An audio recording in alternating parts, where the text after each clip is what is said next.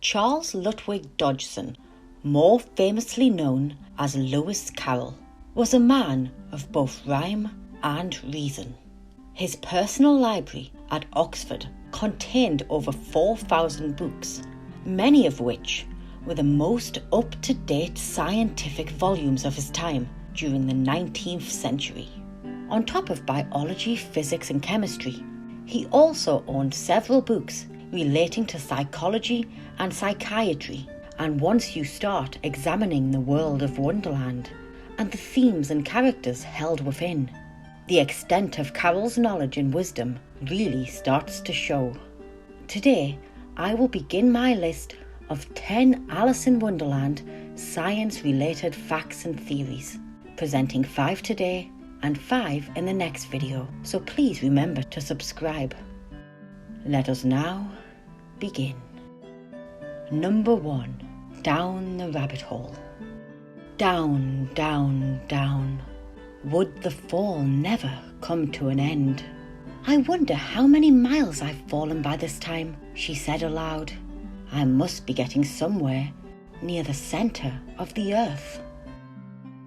Alice's adventures in Wonderland begins when she ventures down a rabbit hole and slowly falls for a considerable amount of time. As she falls, Alice wonders if perhaps she is falling through the centre of the earth. The earth's core is of course molten. However, let's imagine there's an indestructible tube running through the centre of the earth, and Alice fell through it. What would happen?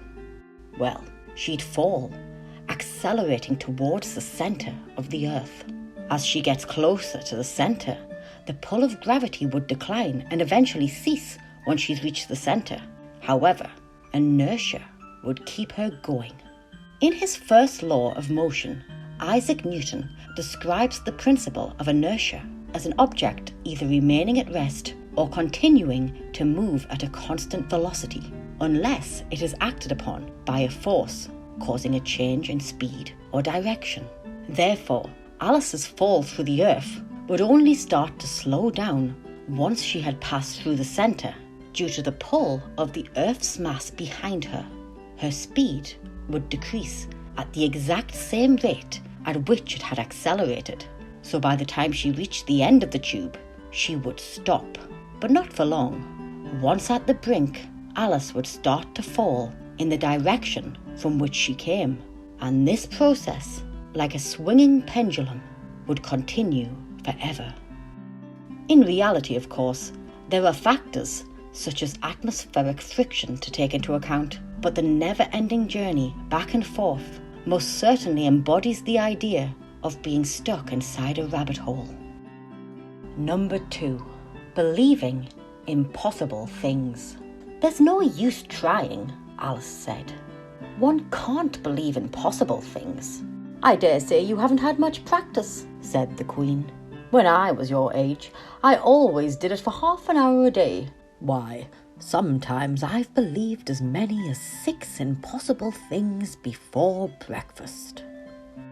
The White Queen, featured in Through the Looking Glass, first spoke the line which Tim Burton reassigned to Alice's father in the movie.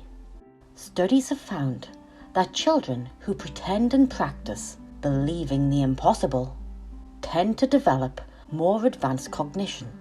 Impossible thinking creates a better understanding of hypothetical thinking and a more advanced theory of mind, meaning they will develop a greater understanding of other people's motives and intentions.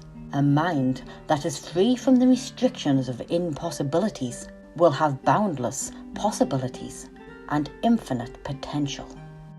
Number 3. Alice in Wonderland syndrome. What a curious feeling, said Alice. I must be shutting up like a telescope.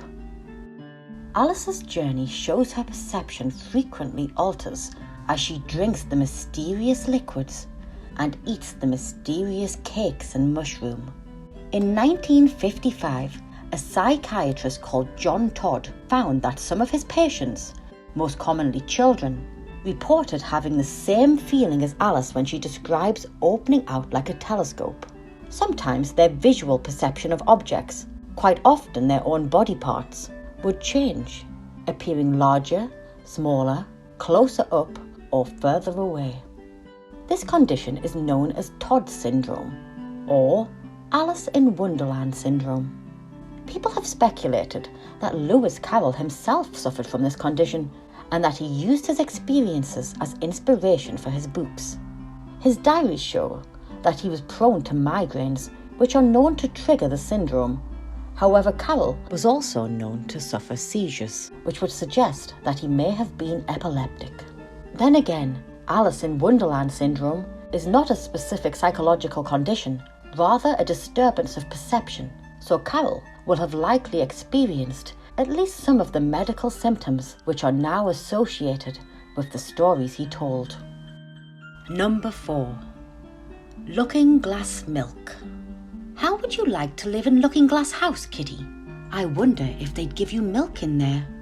Perhaps Looking Glass milk isn't good to drink. In the opening scene of Through the Looking Glass, Alice is playing with one of her kittens, the offspring of her beloved cat Dinah. As she looks through the mirror into Looking Glass House, she begins to wonder whether the reflected reality shares the same properties as her own. She questions how things will look, but also how they will taste. Alice's questioning of the drinkability of Looking Glass milk is considered in the field of chemistry to be a subtle reference to stereoisomers. Stereoisomers are molecules that contain the same quantity of atoms and the same type of atoms, but differ from each other in spatial orientation. Reality as we perceive it has an asymmetrical form, meaning we would not be able to take a reflected image of reality and superimpose it onto this one. They would be different, and not just in appearance, but also in molecular structure. Molecules have a handedness, and the left-handed and right-handed versions of molecules can often differ dramatically in odour, flavour and digestibility. The molecule flip would cause oranges to taste like lemons and lemons to taste like oranges. But alas for poor Kitty, the reversal of the sugars and proteins contained within milk would deem it indigestible. Number 5. A mad tea party. But I don't want to go among mad people, Alice remarked. Oh, you can't help that, said the cat. We're all mad here. I'm mad. You're mad. How do you know I'm mad? Said Alice. You must be, said the cat, or you wouldn't have come here. In Wonderland, madness is a constant theme throughout, but the scene which portrays this most vividly is Chapter 7, A Mad Tea Party, in which Alice meets the Hatter and the Hare, two clear representations of madness. The phrase, mad as a hatter, gained popularity due to the fact that hat makers in the 18th and 19th century often suffered from mercury poisoning, as mercury was used in the production of felt, and felt was commonly used in the production of hats. Mercury poisoning can cause slurred speech, tremors, stumbling, and in extreme cases, hallucinations. Mad as a March hare is a phrase which has been used for centuries, appearing in John Haywood's collection of proverbs published in 1546. In the early months of the long breeding season of hares, which lasts between February to September, females often used their long forelegs to repel over-enthusiastic males. In the past, this was misinterpreted as males fighting for breeding supremacy.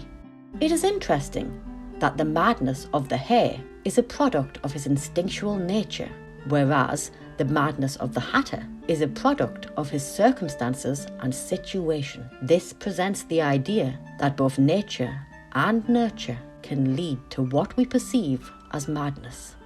Lewis Carroll had an uncle, Robert Wilfred Skeffington Ludwig, who was a Metropolitan Lunacy Commissioner. He helped revolutionise lunatic asylums during the 19th century and was a frontier in what we now refer to as occupational therapy. Occupational therapy is described as the use of assessment and intervention to develop, recover, or maintain the meaningful activities or occupations of individuals, groups, or communities. One of the therapies carried out by Ludwig and his colleagues was the hosting of tea parties at the asylums. Residents would dress up in their Sunday best, and members of the public would be invited to join them for tea, many of which may have felt a little bit like Alice in their company.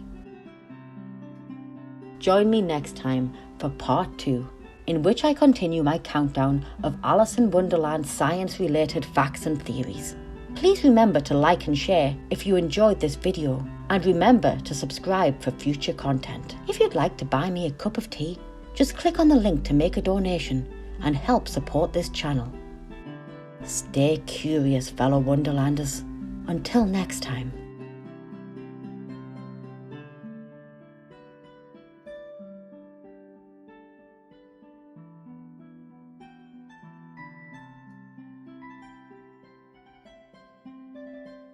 Little brown butterflies kiss the tulips.